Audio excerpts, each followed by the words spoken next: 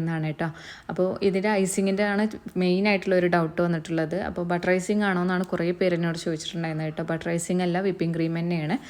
ഇത് ഓവർനൈറ്റ് ഫ്രിഡ്ജിൽ നന്നായിട്ട് സെറ്റ് ആയതിൻ്റെ ശേഷം സ്റ്റാക്ക് ചെയ്ത് കഴിഞ്ഞ് കഴിഞ്ഞാൽ ബട്ടർ ഐസിങ് പോലെ തന്നെ നമുക്ക് നല്ല ഫിനിഷിങ്ങിൽ കിട്ടും കേട്ടോ. പിന്നെ ഇത് ഫ്രിഡ്ജിൽ ഓവർ കൂളിംഗ് ആക്കിയിട്ട് സെറ്റ് ചെയ്യരുത്, നോർമൽ കൂളിങ്ങിലേ ഇരിക്കാൻ പാടുള്ളൂ. പിന്നെ അതുപോലെ തന്നെ ഇത് ഓവറായിട്ട് സോക്ക് ചെയ്യാൻ പാടില്ല കേട്ടോ. പിന്നെ ബേസ് യൂസ് ചെയ്യണുണ്ടോ എന്ന് ചോദിച്ചിട്ടുണ്ടായിരുന്നു. ബേസ് ഒന്നും യൂസ് ചെയ്യണില്ല. ഇതിൽ നമുക്ക് കാണുമ്പോൾ ഒരു പെടച്ചിൽ തോന്നുന്നത് ഈ ഒരു സമയത്താണ് കേട്ടോ. താഴെ നിന്ന് നോക്കിക്കഴിഞ്ഞ് കഴിഞ്ഞാൽ സ്പഞ്ച് ഇങ്ങനെ കാണും, ബേസ് ഒന്നും ഇല്ലാതെ ഇങ്ങനെ ഇരിക്കണ കാരണം ഉള്ളിലൊരു ടെൻഷനാണ് ഇത് പൊട്ടി വീഴോ താഴോട്ട് എന്നുള്ളത്. അപ്പോൾ ഇത് പൊട്ടി വീഴാൻ ചാൻസ് ഉണ്ട് എപ്പോൾ ഓവറായിട്ട് സോക്ക് ചെയ്ത് കഴിഞ്ഞ് കഴിഞ്ഞാൽ കേട്ടോ. അപ്പോൾ കൂടുതലായിട്ട് സോക്കിങ് വേണ്ട, നോർമൽ ചെയ്യണ ആ ഒരു സോക്കിങ് തന്നെ മതി.